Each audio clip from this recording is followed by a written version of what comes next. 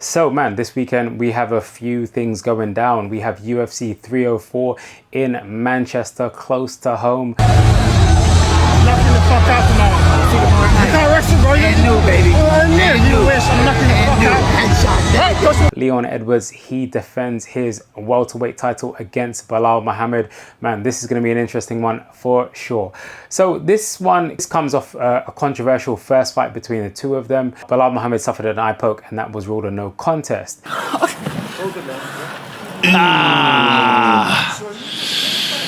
Oh my goodness. Since then, Leon Edwards, he's gone on to claim, you know, the welterweight title in tremendous fashion, defeating Kamaru Usman. She is caught. That is a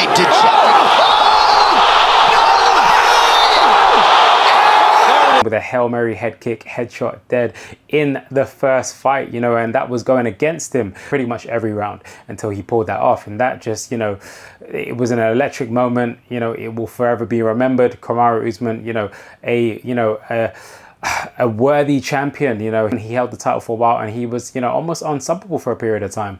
But, you know, injuries and whatnot, you know, you understand that, you know, his knees were not really with him and, you know, he was really struggling to utilize his strongest asset, which was his wrestling. Then goes on to the rematch. The rematch, you know, Leon Edwards full of confidence and pretty much it's a shutout. And Kamaru Usman just, you know, a shell of, you know, who he was as a champion. And no disrespect to Kamaru Usman or Leon Edwards. You know, he did a job. He stuck to a game plan and he got the job done. After that, he then beat Colby Covington. So he's done his rounds, you know, he's you know, he's looking like a worthy, credible champion. And, you know, for British combat sports, it's absolutely fantastic. For British MMA, it's amazing. But man, Belal Muhammad is not an easy task. You know, they've obviously seen each other before. Yes, you know, in that first round, Leon Edwards did catch him with a shot and he did look like in a spot of trouble. So he's been in Las Vegas. Oh, head kick. Wobbly legs. And now he's going in. Oh my goodness. Big left hooks. He's blocking though. He defended those shots. But, you know, we didn't really get to see how that fight would play out. And they've had time to really, you know, assess and study each other, which makes this fight not a foregone conclusion. You know, this one's going to be a tough fight. Belal Muhammad, you know, again, you know, this is a case of a grappler versus striker. And Belal Muhammad is going to look to utilize his grappling and his strengths, you know, and really wear down, you know, his opponent in Leon Edwards as he does in most of his fights and really grind out most likely a decision. I think this one's going to be a really tough fight. Leon Edwards, you know, it's just a case of, is he getting a bit too overconfident? You know, like as Andy Ruiz said, you know, after he came out to say recently that, you know, he partied too much after the Joshua win. And are we seeing shades of Leon Edwards just a bit too overconfident? He did feel like he was winning that first fight against Belal Muhammad. And, you know, obviously it was stopped the way it stopped. And, you know, it's always difficult, you know, being the champion. You know, it's not job done. You know, retaining your title, having multiple defenses, you know, rising to every challenge is a tough test. You know, sometimes it's easier to be the challenger. The pressure with being a champion, it can take its toll. You know, once you climb to the top of that mountain, you constantly cannot let your foot off the gas because there's always another challenger waiting to take that crown from you. And at the moment, that challenger is Belal Muhammad. He's been wanting this opportunity for a long period of time. Finally, initially he wanted just a rematch, but now he gets to kill two birds with one stone, potentially. And, you know, will he get the job done? I'm gonna go with the upset on this one. I know it's home advantage, but Belal Muhammad, he doesn't strike me as the kind of opponent that is fazed by, you know, the crowd. You know, he kind of goes in, he does what he needs to do, regardless and irrespective of how good the performance, or how the fans react to the performance. He's going to stick to his game plan, his strategy, and he's going to do what he needs to do. I think this one is a ugly, gritty fight where, you know, he's pretty much shuts down, you know, Leon Edwards and his offense by, you know, mixing in the takedowns, the wrestling, the grappling, and just kind of, you know, nullifying the striking in the room and the space that Leon Edwards needs. Moving on to the co-main event, man, another closely contested fight.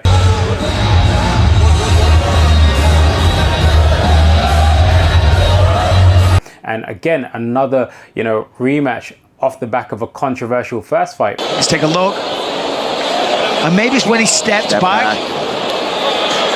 Oh, I hope it's not an ACL tear, but it's something significant like that because Tom would not. Literally in the first round, Tom Aspinall, he sustained a knee injury, which set him out for just over a year, where he had to rehab, recover, and rebuild himself and his confidence, man. And since then, he went on to claim the UFC interim title, you know, which was a massive achievement.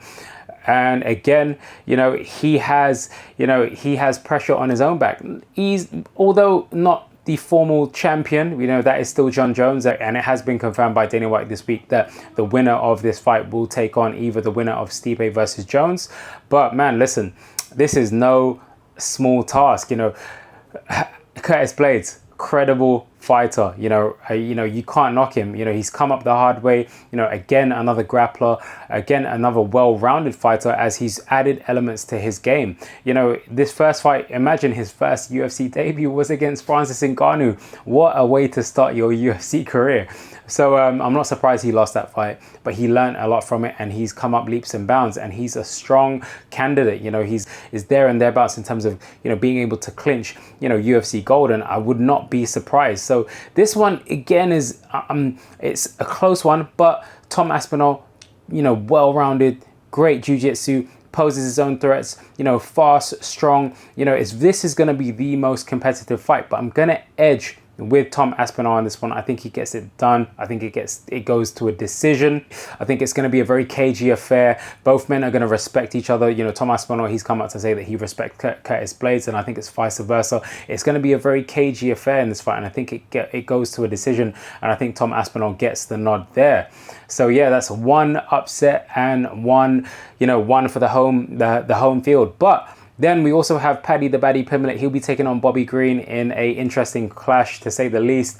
And I think this one is going to go to Paddy the Baddy. Paddy the Baddy, he's coming off the back of a few victories, but in very subdued fashion. And, you know, he's come under a bit of criticism, but he has come out recently to kind of talk about his own struggles and, you know, rising to stardom like the way he has, you know, in the UK particularly. You know, it's very difficult, you know, to kind of deal with it all. So, you know, he's dealing with his own issues, and, you know, hopefully he goes from strength to strength now, really addressing some of that, and he starts to string along some better performances, convincing performances, and edges closer to that title.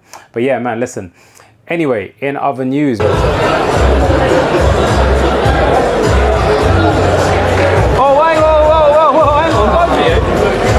we have Derek Chisora. He will be taking on Joe Joyce, and this is probably like save the last dance, because these two, man, they are on the fringes. You look at, you know, Joe Joyce, where he's come from, you know, 2 defeats to Zhilei Zhang in devastating fashion, and then a, you know, unimpressive, you know, but still a victory against Cash Ali, which which you don't really know what to make of Joyce. You know, again, between these two, you know, there's 1 year apart of them. I think Joyce is 1 year younger, so he's no spring chicken either.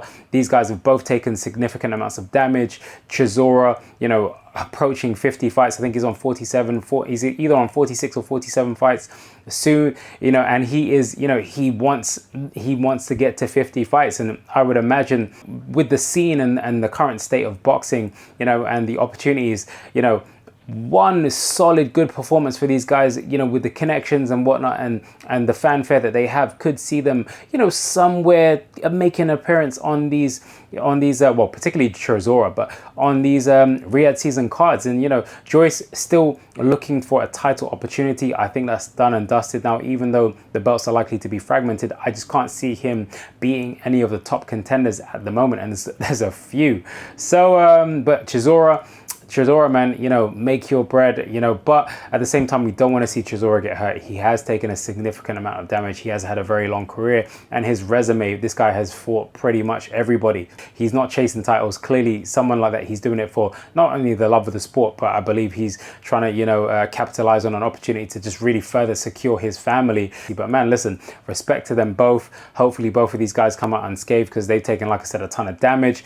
But with this one, it's going to be interesting. The juggernaut, you know, Joe Joyce versus, you know, the aggressive Chisora. And I think you're going to see everything that you've seen in the build-up in terms of Chisora being pretty much in Joe Joyce's face. Is going to be the tail of the fight. Oh, you're shaking, boy. You're shaking, boy. You're shaking, boy. Chisora's keys to victory is he has to put on the pressure and get this done within 5 rounds. I feel that if it goes any longer, I feel Chisora will run out of steam, and then Joyce will either stop him or get the decision. But you know, Joyce, he's gonna face this is not gonna be like a cash Ali. This is gonna be a very much aggressive fight, and off the back of, you know, some of his stoppages, these defeats that he suffered recently, you know, how is he gonna deal with the pressure of Chisora? You can see it's very tense between them. There is respect, but you know, there is a lot of tension, and both men, there's a lot at stake, even though it doesn't necessarily mean a title picture. You know, right now in the heavyweight scene, you want to be there or be square. So, you know, we will see. But I'm going to go with Chisora for this one. I think Chisora gets it done in the 4th round by stoppage, or at least the 5th round. But, you know, it's going to be an interesting one for sure. In other news, recently we just had announced that Canelo will be taking on Edgar Berlanga later this year. So, man, again, for me, just, you know, we've been talking about Canelo for a while now, and it is a bit disappointing, and I say disappointing respectfully to Berlanga, but you know, with Canelo, it's almost like a business move, a play it safe move. It gives me, you know, it gives me vibes of a Canelo Munguia part 2, you know. So, you know, and I say that because obviously Berlanga, a lot of holes in his game from his, you know, recent, you know, from his recent performances. He's still relatively inexperienced, and for a savvy, slick veteran like Canelo, it's very much a comfortable, seasoned fighter schooling the younger fighter, and I think that's really pretty much how that's going to play out as per the Munguia fight. Don't get me wrong, Berlanga, there's always a puncher's chance, and you know, he is a dangerous puncher, but Canelo has a lot more attributes to his game, and I just feel like he gets the job done on that part. But man, listen, it's disappointing. You know, we did want to see either the Crawfords or the Benavidez or even the Chris Eubank Jr., but it looks like we won't be getting those, and the chase will go on, the hunt will go on. But now, what does this mean for Terence Crawford should he come victorious against Madrimov? You know, it kind of leaves him really nowhere to go other than boots. You know, I can't see anyone else really. You're not really going to put Crawford and Eubank Jr. Again, yes, an interesting fight, but it's not the fight that anyone wants to see. So, man, money talks, but clearly Canelo couldn't get the figure that he either wanted to take on such a risk, and, you know, being, you know, the Mexican star, the Mexican golden boy at present, you know, it's clearly a business move from Canelo. But anyway, guys, listen, tons more coming up. Next week, we will be covering the Crawford versus Madrimov card, which is going to be a huge card with tons of fights going down. But for now, All these boos tomorrow are going to be tears. Headshot dead. Your boy's going to sleep. And new, inshallah. Tomorrow night is as good as dead. It's too slow, too small. I'm knocking the fuck out.